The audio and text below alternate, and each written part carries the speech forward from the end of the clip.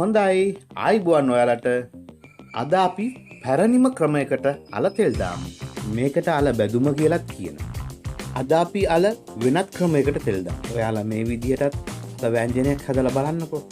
කොහොමද රස කියලා. හදලා රසයි නම් අපිටත් කියන්න.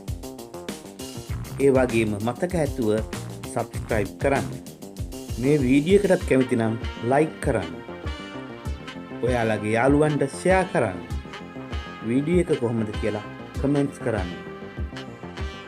ඔයාලගේ දිරිගැන්වීමයි අපේ ජයග්‍රහණය. right අපි දැන් යමු පරණ තාලේ කුස්සියට.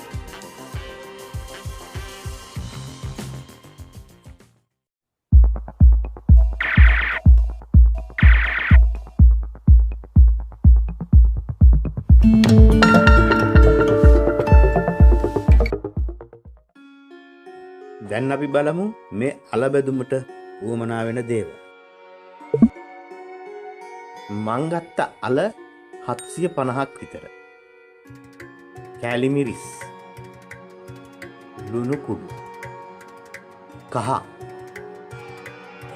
ගොරක කෑලි 2ක් විතර, පොල් තෙල්, ලුණු ගෙඩි 2යි, මිරිස් කලාර් 4ක් විතර, තක්කලි ගෙඩි 2ක්, සුදු ලුණු ඩිකි 5ක්, කුරුඳු බොදු කෑලි 2ක්, රම්පේ කරපිංචි. මේ ටික තමයි අපේ වැඩේට උවමනා කරන්නේ. අපි දැන් එහෙනම් වැඩේට බහිමු.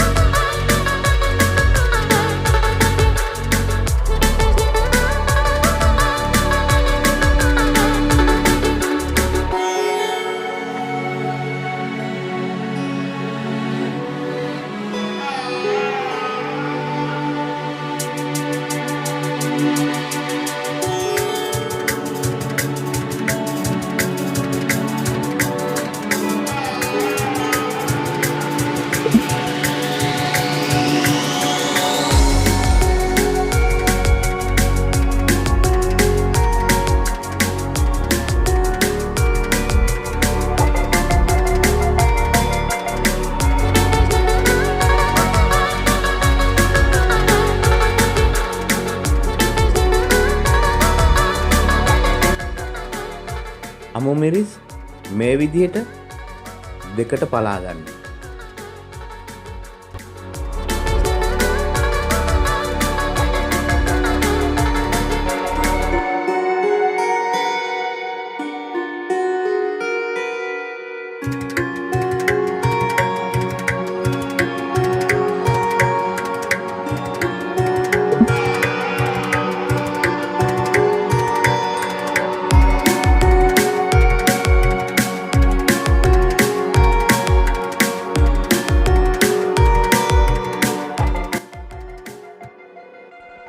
කහ තේ හැන්දක් විතර, කෑලි මිරිස් තේ හැඳි 3යි,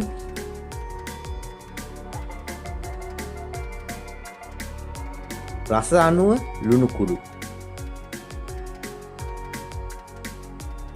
ගොරක කෑලි 2යි. ඊට පස්සේ අපි පොල් තෙල් දාලා කලවම් කරලා වතුර ටිකක් දාලා ඉපේටි.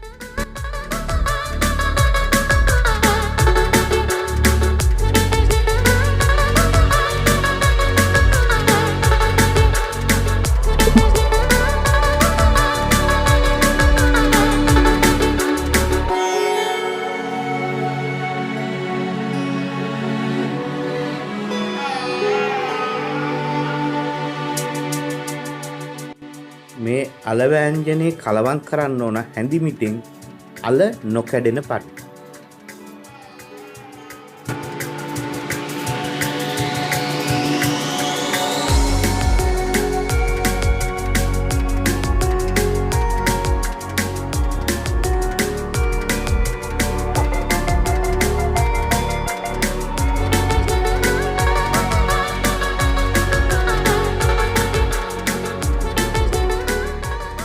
ඔන්න දැන් අපේ අල බැදුම ඉස්සලා ඉවරයි. මේ තියෙන්නේ අපි රසට හදාගත්ත අල වෑංජන. රයිට් එහෙනම් අදත් අපි ඔයාලගෙන් සමුගමු. තවත් මේ වගේ වීඩියෝ එකකින් අපි නැවතත් හමු වෙමු.